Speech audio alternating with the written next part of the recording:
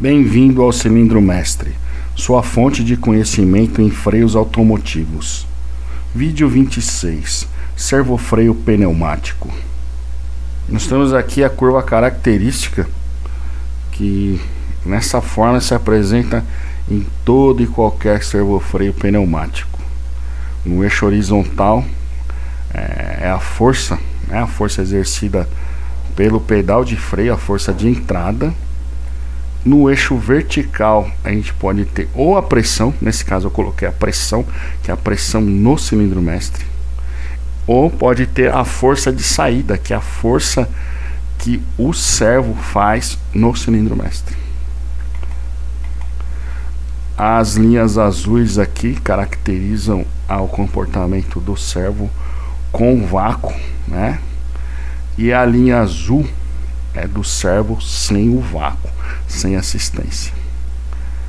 A gente tem aqui o ponto de origem, ponto A, B e C. E os segmentos aqui caracterizam o que? Da origem até o ponto A é o cut-in. O que significa isso aqui? É uma parte do curso do pedal, você não tem pressão hidráulica. Então, basicamente aí, né? Mudando um pouco, porque isso aqui não tem um termo em português único para isso. Cada um chama de um jeito. Então eu vou chamar aqui isso como um curso morto, né? Onde você faz uma força aqui e não tem pressão hidráulica. Você só tem o deslocamento interno aí no servofreio. Depois você tem do ponto A ao ponto B. Aqui tá vertical para ficar mais fácil didaticamente, mas ela não é exatamente vertical, ela tem uma pequena inclinação aqui, né? E mostra o que? O jumping, quando a pressão pneumática sobe de repente, né? E entre B e C é a assistência. Então, quando se projeta um sistema de freio, tem que se levar em consideração isso aqui, né? Porque o primeiro passo é determinar o freio de roda. Depois do freio de roda você vai chegar nas pressões que você vai ter, e você vai ter que trabalhar aqui. Para quê? Para garantir que seu sistema de freio sempre tenha assistência, enquanto pelo menos, né, para uma desaceleração de 1G aí. E depois do ponto C é o tal do run out, ou o final da assistência. Notem que a inclinação da curva aqui nesse setor depois de C é a mesma do sem assistência. Por que tem o gráfico do sem assistência aqui? Porque você tem que garantir aí uma aplicação de força mínima por caso de uma falha de servofreio, né? Você pode ter uma falta de vácuo por vários motivos. Você pode ter um defeito no servo, ou você pode ter acontecido um defeito no motor, né? Que o motor pode ter parado com o carro em movimento por um motivo ou outro, e você não tem aí o vácuo. Então você tem que ter uma força mínima para garantir uma desaceleração do carro. Por isso que isso entra em consideração. Aqui a gente tem uma vista em corte do servo, e tem essa parte aqui que é virada para o pedal de freio. O pedal de freio encosta nessa haste aqui. Então, quando o motorista pressiona o pedal, ele empurra tudo isso para frente. Isso é um conjunto de válvula que controla a pressão desse lado do diafragma, porque a gente tem aqui duas cascas, né? Vamos dizer assim, duas cascas, e no meio, dividindo em duas câmeras, você tem uma peça de borracha, né? Um diafragma. Então aqui você controla se tem pressão atmosférica ou se tem vácuo. E aqui uma vista mais aproximada, dá para entender o que é o cut-in, que é essa parte aqui onde não tem pressão hidráulica. O que é? Enquanto o pedal está sendo pressionado, você tem várias molas aqui que tem que ser vencida para você começar a mudar a pressão dessa câmera aqui. E o jumping, o que é? Você tem uma folga tem várias coisas aqui. Uma delas é essa folga aqui entre a cabeça do acionamento e o disco de reação. Além disso, tem a geometria. Nesse desenho aqui, né, ela tá reta, ela pode ser cônica, ela pode ser arredondada, e isso muda o que? Muda tanto a altura quanto a inclinação da reta. Por isso que eu desenhei reto aqui, mas ela pode ser um pouco inclinada, mais ou menos de acordo com a variação dessas características. E além disso, tem o fator da dureza dessa borracha do disco de reação. Então isso é um tuning que o fabricante do servo freio faz de acordo com a especificação da montadora.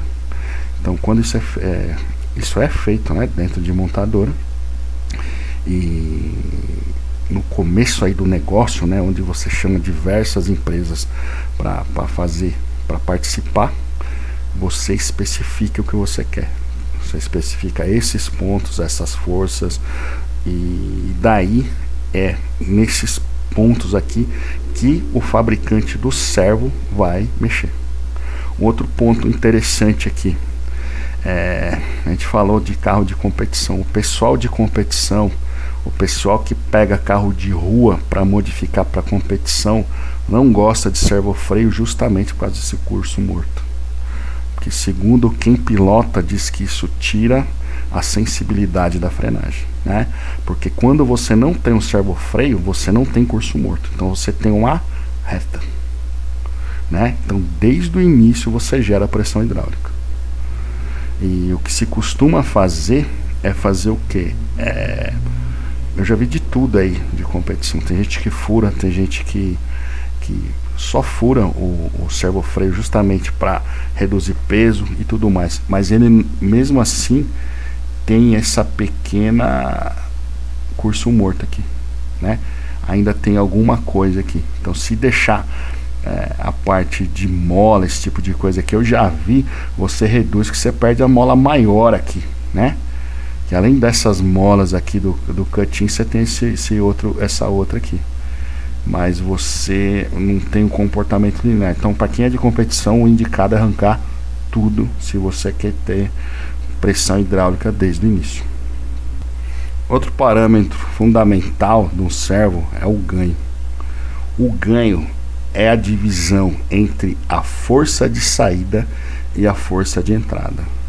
A força que o pedal faz no servo e a força que o servo faz no cilindro mestre, né? Daqui do lado a gente tem uma carta aqui, né, de um fornecedor de servo freio. Aqui está dando força de entrada, né? Só que está em inglês, e força de saída. E essas retas aqui, notem que ele considerou o mesmo cut-in e o mesmo jump-in. Então a partir desse ponto você tem várias retas traçadas e com o número aqui. O número é o que? É o resultado da divisão de entrada e de saída. E isso também se especifica no projeto de freio. Então isso aqui, entre outras coisas, você tem o ganho e você tem o tamanho do servo, entendeu? O tamanho do servo está mais ligado aqui ao final da assistência. O ganho está ligado àquele segmento que é o segmento de trabalho, onde você tem assistência, e depois você tem um encontro com o tamanho do servo.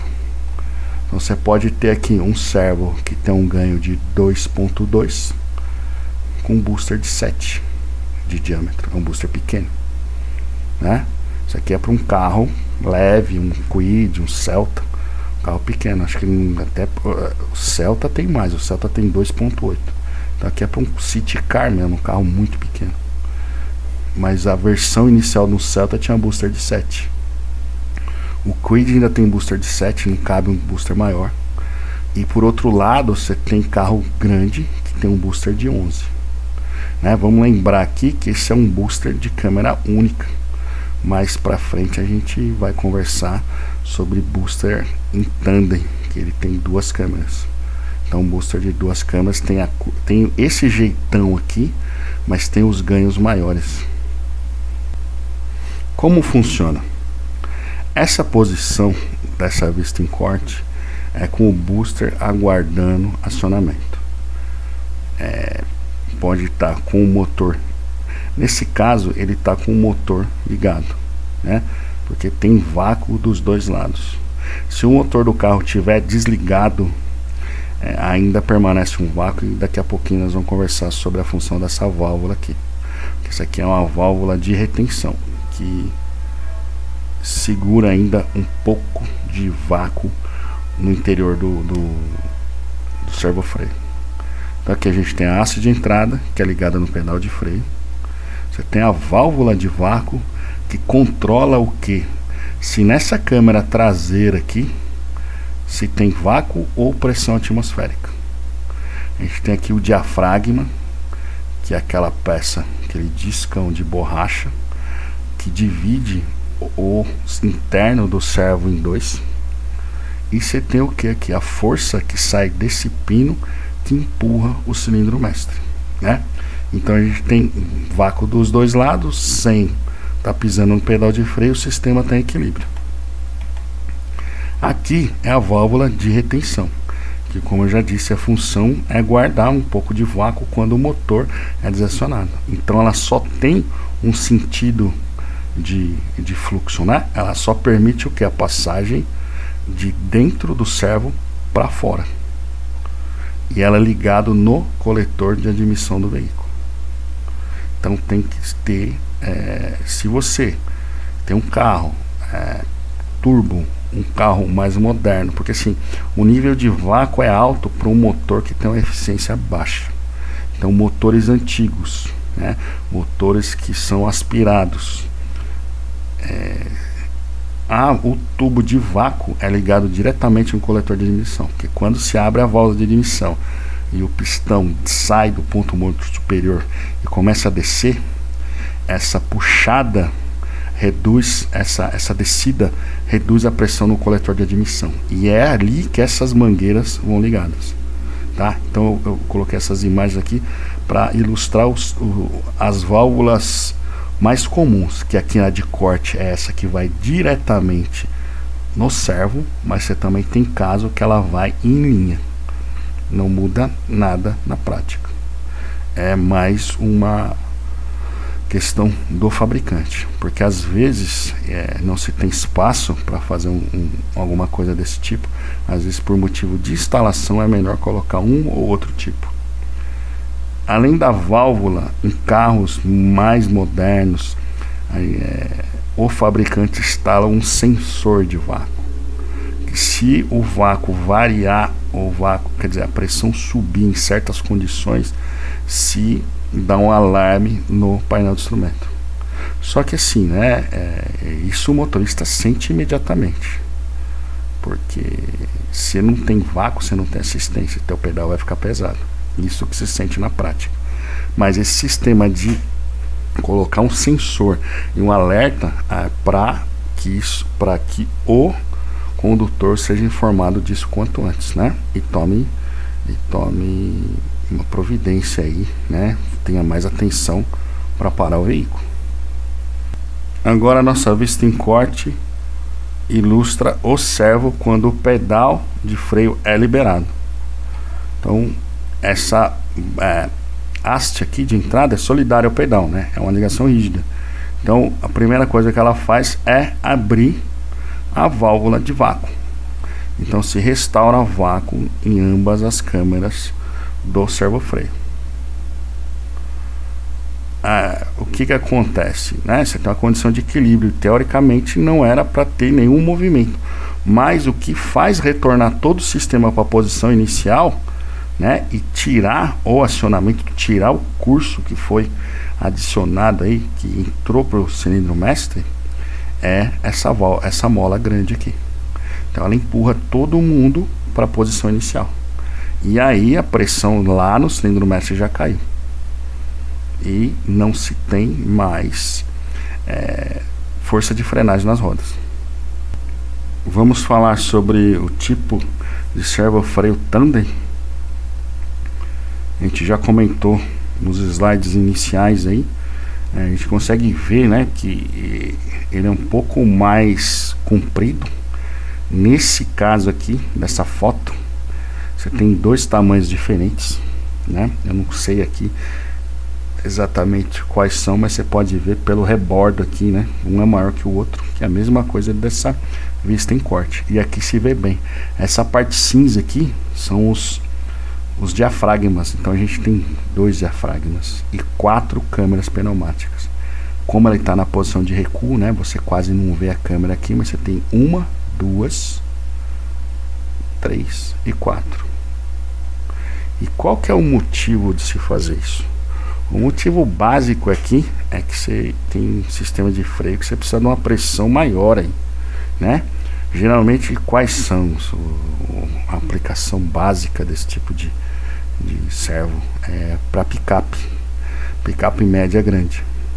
Então você vai achar isso aí em S10, você vai achar isso aí em Ranger, em Dodge Ram, né? Você tem versão de Dodge Ram aí que já está operando no limite do hidráulico. Se ela engordar, se ela crescer mais um pouquinho, ela vai ter freio a ar igual caminhão. E uma coisa curiosa você acha isso no Mitsubishi Eclipse, né, de primeira geração. Mas lá no Eclipse, qual que era o problema? Tinha um problema de packaging. Eu não lembro exatamente o tamanho, mas um exemplo aí, eles colocaram um booster em tandem de 8 e 7, né? E para substituir isso, você precisava ter colocado, vamos dizer aí, um booster de 11 polegadas. Só que o booster simples de 11 não cabia. Por isso que a Mitsubishi decidiu colocar um tandem. Tá joia? Então, o uso é basicamente esse, né? Característica de projeto. Às vezes você não tem espaço e você precisa de muita pressão para trabalhar com o sistema de freio. Então esse é um dos motivos que levou à criação de servo-freio elétrico, né? Justamente porque sempre basicamente é o mesmo motivo, né? A cada geração os veículos vão engordando, por causa de crash test, por causa de rigidez de carroceria, e os veículos vão aumentando seu desempenho. Então, assim, a pressão de trabalho do sistema vai subir cada vez mais, né? E daqui a pouco não cabe mais nada, porque também se reduz o espaço disponível no underhood, debaixo do capô. E daí que vem a necessidade da criação de outros dispositivos. E a gente vai falar em breve sobre servo-freio elétrico.